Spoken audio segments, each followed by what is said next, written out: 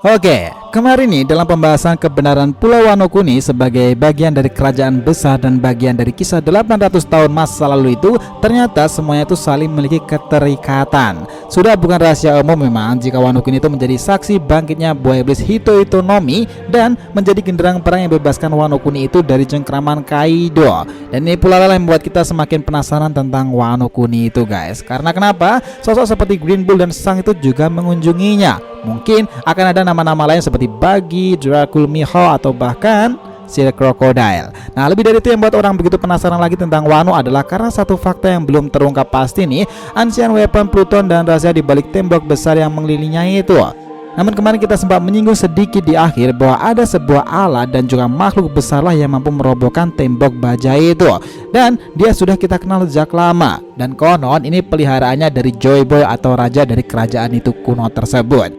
Ya, dia adalah Zunisa. Nah, kita akan membahas teori tentang hal itu. Kita mulai.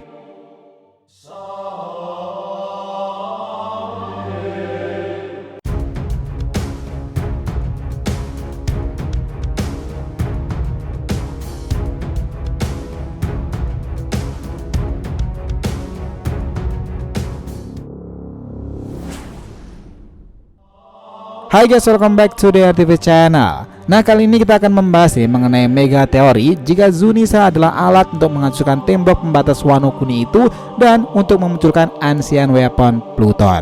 Oke, biar nggak salah persepsi silahkan simak sampai akhir ya. Jangan lupa klik lonceng subscribe-nya biar nggak ketinggalan informasi dan follow Instagram official DR3 Mediatif yang berisikan konten pop culture dan merchandise-nya. Oke, kita lanjutkan perjalanan.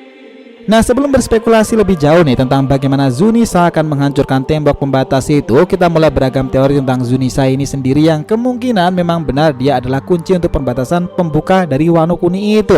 Membahas tentang Zunisa tidak lepas dari berbagai macam spekulasi dan teorinya nih. Bahkan waktu itu ramai informasi jika ada alasan kenapa Zunisa itu mondar-mandir di laut dan ia konon berhubungan dengan Joy Boy itu sendiri. Kala itu kita semua mengingatkan tepatnya di saat Art Panghaza, di sana semua kru Mugiwara itu dikejutkan ada sosok gajah purba raksasa 20 meter lah kira-kira yang menghalangi langkah mereka. Tapi sebenarnya dia itu membawa sebuah pulau besar di punggungnya dan itu yang disebut sebagai Pulau Zhao. Tempat di mana para suku Ming di sana dan itu juga terdapat sebuah batu aksara poneglyph. Zhao dan Zunisa adalah satu tempat yang sama. Yang menarik kala itu di punggung Zunisa inilah Luffy mendengar sebuah suara aneh yang mengganggunya. Bahkan Momonosuke juga merasakan hal yang sama dan berbicara kepada Zunisa itu tadi. Dan sekarang kita tahu nih itu adalah voice of all thing. Dan bahkan Roger bersama Oden dahulu pun juga lebih dulu mengalaminya. Kalau itu ramai teori jika Zunisa yang awalnya adalah peliharaan dari Joy Boy dan pada masa lalu seharusnya membantunya, tetapi dia malah membuat sesuatu kesalahan besar atau beberapa orang juga menganggap 800 tahun lalu Zunisa ini membuat kejahatan yang tak terlupakan. Who knows, mana yang benar kita juga belum tahu. Dan sempat tertulis dalam jurnal Oden tapi faktanya bahkan kala itu pun juga ada yang menganggap jika Zunisa itu mendapatkan kutukan dari seseorang ketika harus menyelamatkan sesuatu. Beberapa teori liar kala itu entah benar atau salah tidak dianggap bahwa tengkorak di Onigashima itu berhubungan dengan Joy Boy itu tadi dan Zunisa seharusnya berada di Wano untuk melakukan sesuatu. Karena dari beberapa informasi di era Joy Boy itu manusia atau makhluk saat itu berukuran sangat tinggi dan bisa dibilang raksasa lah ya. Karena membahas tentang Joy Boy itu apakah dirinya di masa lalu atau yang dimaksud Joy Boy itu di masa depan, ini semua itu juga belum ada yang tahu. Jadi agak sedikit bikin membingungkan sih. Nah, kala itu ramai pula ketika pertempuran Kaido berlangsung bersama dengan Luffy, Zunisa itu akhirnya datang dan ia sadar betul nih jika seorang yang telah lama ia tunggu kini muncul kembali. Dia merasakan bahwa genderang perang Joy Boy sudah mulai terbangun. Di saat itu bahkan Zunisa juga merasakan keberadaan Momonosuke dan mereka sempat berbicara menggunakan voice of all thing. Lagi-lagi di sini kata kuncinya adalah Joy Boy dan semua orang bingung Joy Boy itu di masa lalu atau di masa depan. Bahkan yang aja kala itu juga penasaran apa yang dilakukan Momonosuke itu akhirnya bertanya nih, apakah itu One Boss atau semacam gajah yang disebutkan dalam jurnal Oden yang dibacanya itu? Dan itu memang benarnya bahwa Yamato sendiri juga membaca bahwa ada satu sosok hewan besar yang berhubungan dengan Wano Kuni. Nah sekarang itu gini, Zunisa bahkan dengan sekali ayunan belalainya itu mampu menghancurkan Jack yang mana komandan ketiga Kaido loh. Kisah itu terjadi ketika Jack itu mencoba menembakkan beberapa meriam yang mengenai Zunisa. Namun kala itu kalian harus lihat nih betapa mengerikannya perbedaan ukuran Zunisa dan para kapal itu. Sampai pada akhirnya Zunisa itu hanya diam saja, tetapi ketika Momonosuke memerintahkannya untuk menyerangnya. Akhirnya kita diberikan beberapa luar biasa tinggi dan besarnya gajah purba itu. Dan dalam sekali ayunan, Jack dan para pasukannya itu langsung remuk redam karenanya nih. Bahkan wajah dari Jack sendiri topengnya itu hancur dan mereka tenggelam di laut. Dan momen itulah yang paling kita ingat tentang aksi dari Zunisa. Nah, saat itu Zunisa itu juga sempat menuju ke Wano Kuni nih sebenarnya. Bahkan kala itu semua sangat penasaran ketika Luffy membangkitkan awak kening Nika Dewa Matahari itu. Zunisa sudah mulai mendekat nih, tetapi nasib berkata lain. Pada akhirnya gajah tersebut putar balik dari Wano Kuni sekarang ini. Karena pada akhir pertempuran tersebut Momonosuke itu belum berniat membuka perbatasan Wano, karena ia menganggap masih ada musuh atau penyusup yang berada di sekitaran Wano Kuni. Itulah kenapa ia mengurungkan niatnya dan bertahan sebentar lagi. Tapi insting dari Momo itu juga benar sih, karena setelah itu Aramaki juga datang. Nah, mungkin setelah Aramaki pergi ini karena ketakutan melihat haki dari Sang, mungkin nih dia akan buka perbatasan Wano. Nah, tetapi ceritanya itu berubah lagi ketika Oda Sensei memberikan kita gambaran nyata tentang sebenarnya apa itu Wano Kuni dan kebenaran seperti apa negeri yang terisolasi dari dunia luar tersebut. Sampai-sampai Aramaki dan Akagami saja datang ke pulau ini. Nah, dari sini akhirnya kita tahu rahasia besar lagi yang dijelaskan oleh Sukiyaki. Dahulu kala di sebuah pulau bernama Wano Kuni ada sebuah bagian dari kerajaan besar, dan ini 3 kali lebih besar dari era Wano Kuni sekarang. Dan itu sudah terletak di bawah gunung legendaris Fuji. Di waktu yang bersamaan itu pula berada pada tingkat yang sama dari laut. Kemudian pada satu poin dalam bagian sejarah itu tadi, dinding besar yang melindungi pulau yang dibangun kuat itu di negara yang sudah terkunci rapat nih, air hujan itu turun dan mulai menumpuk lalu membanjiri seluruh negeri. Bersamaan dengan itu pula tembok itu pun membuat air hujan menjadi tergenang, dan pada akhirnya penduduk pun meninggalkan kota yang tak lagi bisa mereka tinggali. Momen ini menjadi bukti nih sebuah peristiwa air hujan yang mencapai fase tertinggi dari dinding itu tadi. Lalu air itu menjadi turun kemudian membentuk sebuah air terjun yang sangat besar. Itu adalah pintu masuk di era di mana setiap orang harus melewati air terjun itu sebelum masuk ke negeri para samurai.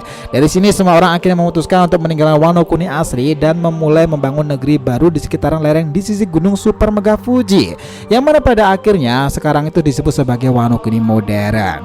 Dan ini adalah kebenaran tentang Wano Kuni nih, yang mana pulau ini sebenarnya jauh lebih besar dari ekspektasi semua orang. Dan dari data yang sudah diperjelas di mana mereka Nico, Robin dan juga Law akhirnya benar-benar melihat secara langsung itu adalah Poneglyph yang mereka cari. Batu besar tersebut ditemukan dalam sebuah lorong tempat tinggi di dalam sebuah gua yang berada di kaki gunung Fuji, dan dikatakan jauh di bawah tempat yang mereka kunjung ini adalah negeri Wano Kuni lama. Dan dari batu aksara tersebut tertulis kalimat tertidurlah senjata kuno Pluton. Untuk seseorang yang bisa mengambil Pluton, dinding yang melindungi pulau itu harus dihancurkan. Artinya membuka perbatasan negeri tersebut, di mana ini akan menghancurkan dinding pelindung dan melepaskan senjata purbakala itu. Satu-satunya yang bisa dilakukannya adalah merubuhkannya atau melakukan sesuatu dengan dinding super besar dan tinggi itu. Dinding itu memang mengingatkan kita di Javu ke kisah Wall of Maria Shiganshina Attack on Titan sih. Ketika dinding itu dirubuhkan, ternyata ada kekuatan besar tersimpan di sana. Dan mungkin ini juga akan terjadi kesamaan pula dengan Wano Kuni dan Pluton itu. Pertanyaan sekarang ini, sejarah besar Wano Kuni adalah bagian kerajaan kuno dan peristiwa besar membuat Wano Kuni baru sekarang ini. Tetapi dinding itu masih ada di sana dan bertahan di situ. Siapa orang nih atau makhluk yang mau menghancurkannya dan membuka perbatasan itu? Nah, penasaran kan? Kami berasumsi kuat jika itu bisa dilakukan juga Momonosuke yang memerintahkannya kepada makhluk purba yang bertahun-tahun hidup di laut itu dan menjadi pulau Zou itu tersebut. Ya, menurut kami Zunisa adalah jawaban bagaimana Pluton itu bisa dibangkitkan ketika dinding itu dihancurkan. Gini, kita pasti juga berpikiran sama nih, jika Zunisa ini adalah sebuah alat untuk menghancurkan dinding tersebut karena kekuatan dan ukurannya yang luar biasa besar. Dan ini sudah menjadi referensi nyata sebuah makhluk yang bisa merobohkan dinding yang ukurannya tak main-main pula. Aksi mengajar Jack kala itu dan kelompoknya itu mungkin Oda itu memperlihatkan clue kala itu jika kelak seperti itulah cara Zunisa menghancurkan dinding besar tersebut dan membuka perbatasan bumi Wano Kuni. Jika memang benar Zunisa sudah ada di era kerajaan kuno tersebut, mungkin informasi simpang siur jika ia adalah peliharaan atau hewan milik raja di kerajaan kuno itu masuk akal juga sih. Itulah kenapa Zunisa sampai kapanpun juga akan terikat dengan bumi para samurai Wano Kuni, entah itu Wano Kuni yang lama atau Wano Kuni yang modern sekarang. Nah, karena rasanya cukup membingungkan nih, ada sebuah gajah purbakala sebegitu besarnya dan hanya berkeliling di perairan hanya untuk membawa sebuah pulau di punggungnya. Kami malah berpikiran lain, tidak mungkin rasanya Oda itu memberikan karakter tanpa memiliki cerita dan plot twist yang akan dihubungkan pada nantinya. Tetapi dalam konteks gajah purbakala rasanya itu masuk akal jika dinding besar tersebut adalah tujuannya.